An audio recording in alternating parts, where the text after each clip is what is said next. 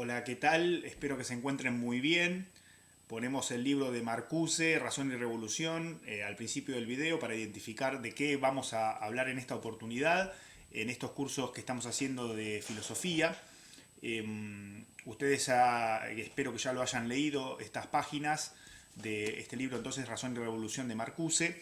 Es un texto muy importante de un autor fundamental de la Escuela de Frankfurt del siglo XX, un siglo en el cual se reinterpreta el pensamiento de Hegel y Marx, por eso tiene a Hegel y a Marx en la portada, en esta traducción al castellano. La obra fue publicada originalmente creo que en inglés y luego traducida al alemán, dado que muchos de los autores de la Escuela de Frankfurt fueron a vivir a Estados Unidos por el nazismo. A mitad del siglo, ¿no? Del siglo XX. Esta obra entonces trata de reinterpretar la relación entre Hegel y Marx y por eso esta sección de lectura va a terminar con la dialéctica del amo y el esclavo, que van a ver también específicamente de alguna manera el impacto en Marx. ¿Qué es lo que hace Marcuse aquí? En realidad hace una introducción bastante extensa a varias de las obras fundamentales de Hegel, que vivió, como ustedes saben, entre 1770 y 1831, Georg Hegel. Y la obra más conocida quizás de Hegel es la Fenomenología del Espíritu, que tenemos aquí en su edición original en alemán. No es la edición de 1807 cuando fue publicado, sino de la década del 30, creo que es una edición del 50, 1952, que es una edición bastante, digamos, confiable en alemán, aunque tiene algunos errores, pero es la edición que casi todos los autores importantes en Alemania cita, la edición de Lasson, de Hegel, de la Fenomenología del Espíritu. Y aquí tienen, que lo pueden ver en muchas oportunidades, en las librerías se consigue, aquí en Argentina por ejemplo se consigue fácilmente, y en México, Fondo de Cultura Económica de México lo publica la traducción de Wenceslao Roses, Fenomenología del Espíritu. Este libro es quizás uno de los libros más importantes de la historia de la filosofía, muy difícil de entender, hay que descifrarlo prácticamente, muy complejo, y está allí la introducción al pensamiento de Hegel, algo de lo más importante del pensamiento de Hegel, que es cómo se expresa, se hace manifiesta, fenomenologiza, se hace fenómeno el espíritu a lo largo de la historia. Entonces, en esta obra Hegel arranca con una crítica al empirismo de la modernidad. Ustedes han visto a Descartes y el racionalismo, han visto algo de Hume y el empirismo como crítica al racionalismo, que todo conocimiento comienza en la experiencia y todo se deduce de la experiencia, plantea Hume en un claro, digamos, relativismo y una negación del conocimiento universal, a excepción de la lógica y la matemática, pero todo lo que tenga que ver con la vida cotidiana, el mundo en el cual nosotros estamos, espacio-temporal, es totalmente irrelativo el conocimiento para Hume, y ese es el empirismo británico, inglés casi específicamente, aunque Hume era escocés, ¿no? Pero se lo llama el empirismo inglés muchas veces de manera genérica.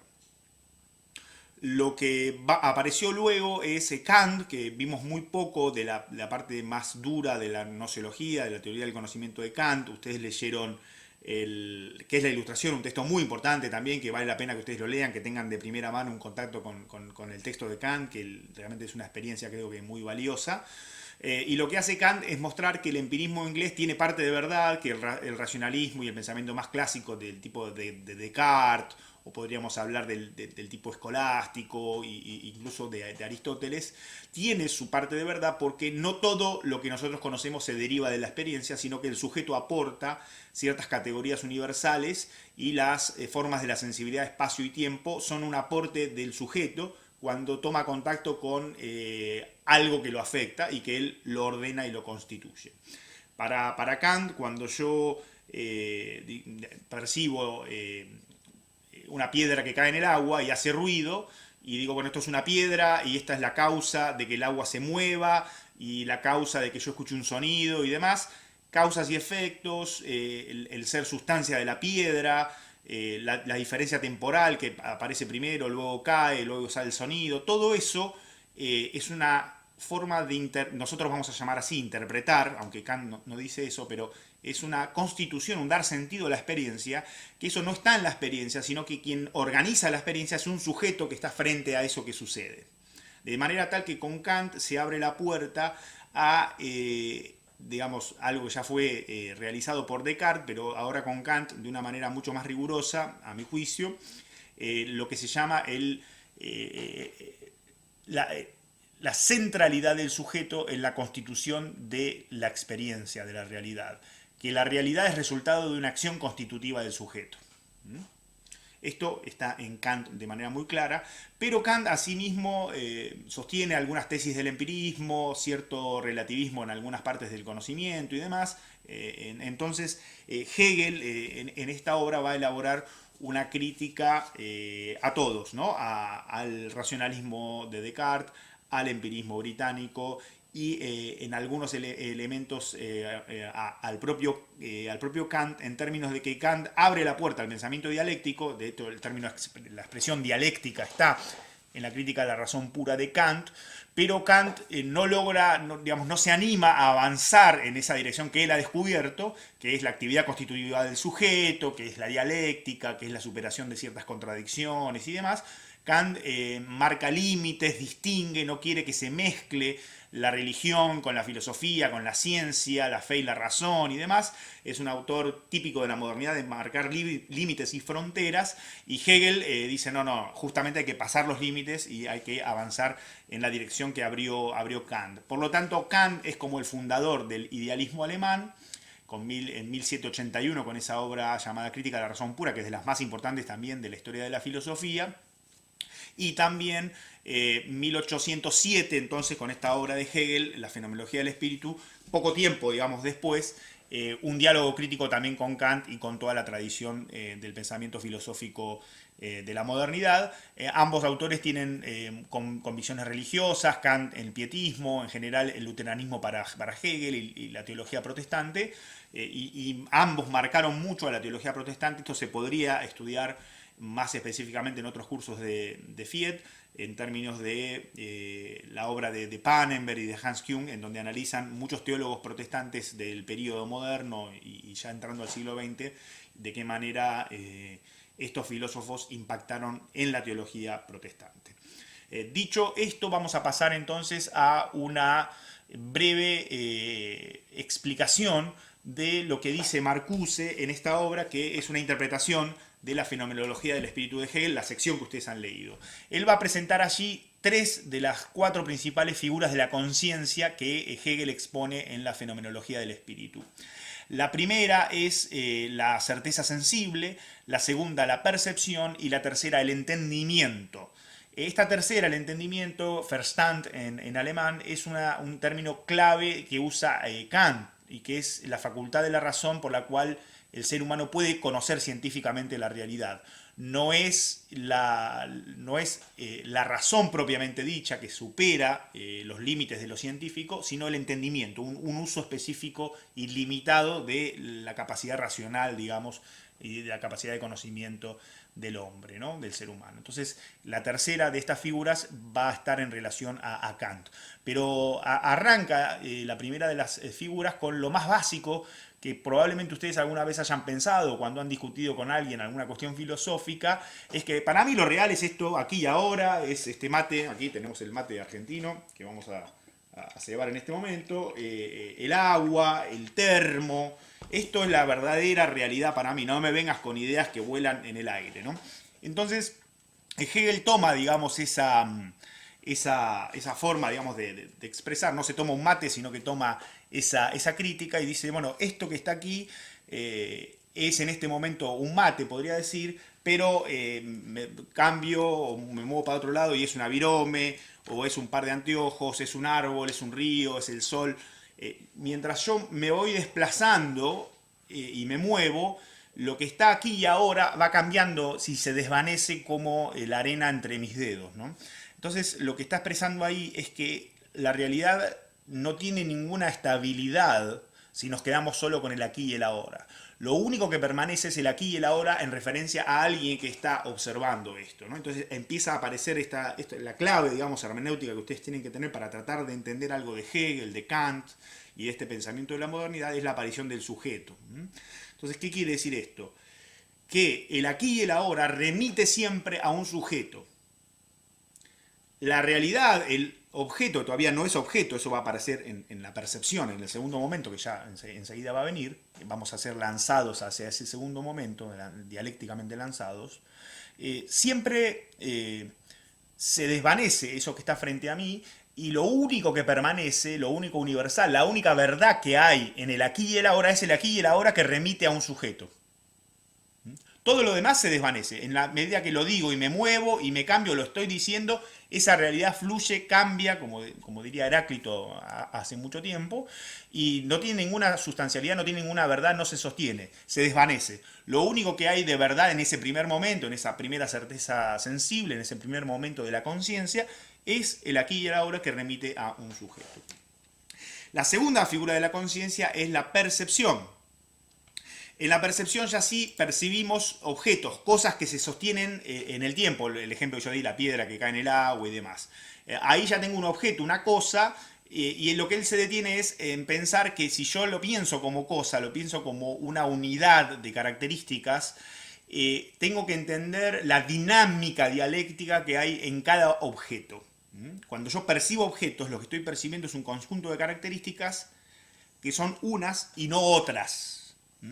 Es un conjunto y está en el medio de otro, eso es un medium, dice Marcuse, ¿no? Interpretando a Hegel, en el cual unas características como que se agrupan y repelen a otras. Está el ejemplo de la sal, él utiliza el ejemplo de la sal.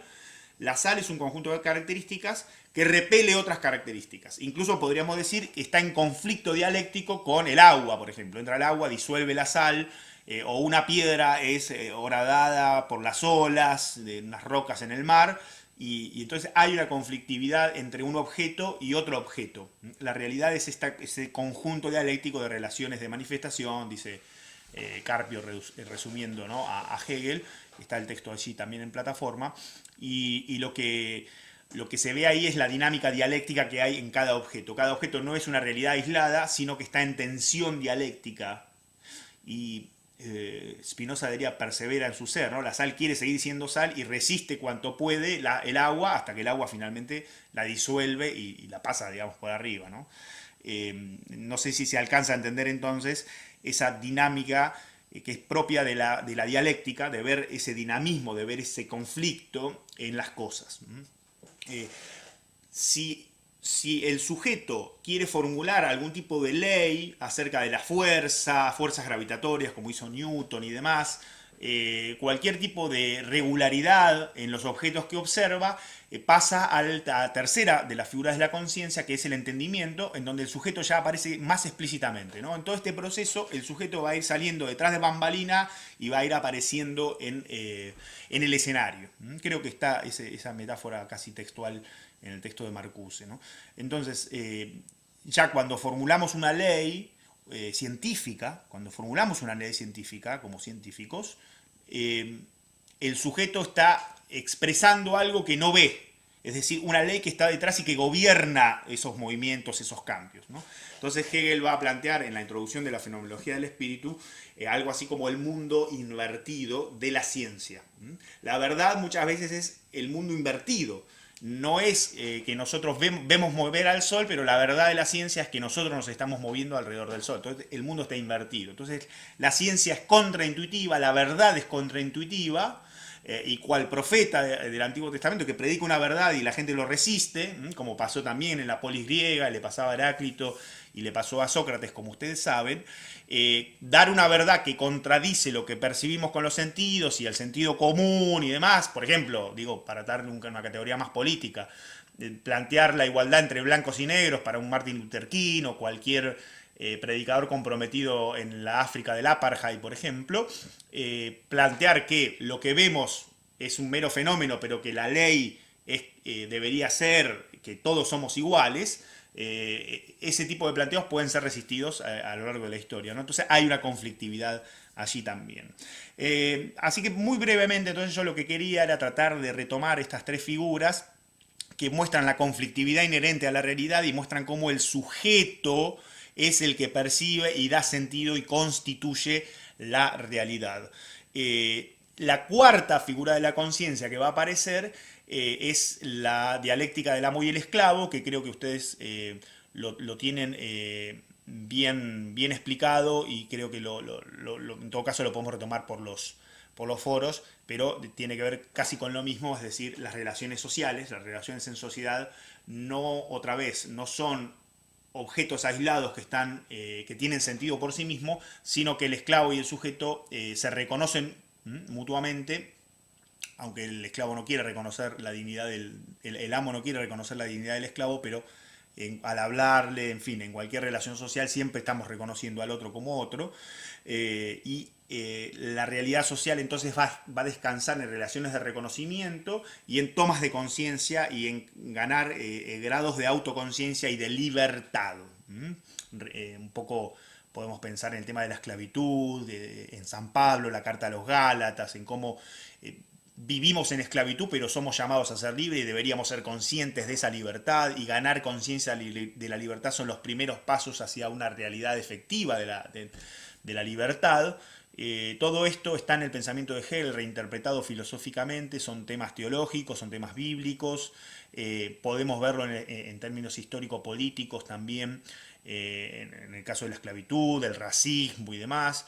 Pensemos que durante la esclavitud de los negros en el sur de Estados Unidos, muchos de ellos cantaban estos negros espiritual que hablaban de la libertad, y bueno, mientras cantaban esto, si cantaban esto de la libertad, sus capataces los castigaban y les prohibían cantar eso, ¿no? Pero si ellos cantaban que esa libertad iba a ser en el cielo, en heaven, en el más allá y demás, entonces ahí sí, también pueden cantar eso, no hay ningún problema. Usted, mientras siga siendo esclavo y asuma la esclavitud aquí, en esta tierra, puede cantar que va a ser libre en el más allá, no tenemos problema, y ahí dejaban, digamos, de castigarlo, ¿no? Entonces, la conciencia de la libertad, ser consciente de que uno es libre y no poder efectivamente realizarlo, por allí se va la dinámica dialéctica, la conflictividad, la confrontación, que puede arribar a estadios superadores en donde haya más espacios de libertad. Así ha sido la historia de la humanidad, una historia de guerras, de confrontaciones, y los derechos humanos y los derechos laborales y muchos de los derechos que tenemos son resultado de relaciones de conflictividad entre los actores sociales, ¿no? Así que, como ven, hay mucho de Hegel y Marx aquí, ustedes ya pueden anticiparse un poquitito, por qué son tan cercanos estos planteos filosóficos, y cuántos elementos teológicos también podemos encontrar allí. Bueno, creo que más o menos esto es lo que yo les quería compartir rápidamente para retomar un poquitito estos planteos y que no estén tan perdidos en solitario luchando con estas lecturas que son verdaderamente complejas, pero que son un salto cualitativo, me parece, en la formación de cada uno de ustedes, tener estos textos, luchar con estos textos, porque son de primer rango, de primer nivel, y son los grandes teólogos y teólogas del siglo XX y XXI han pasado por estos textos, los conocen, y creo que ustedes están llamados a eso también. Un saludo, nos estamos viendo por allí.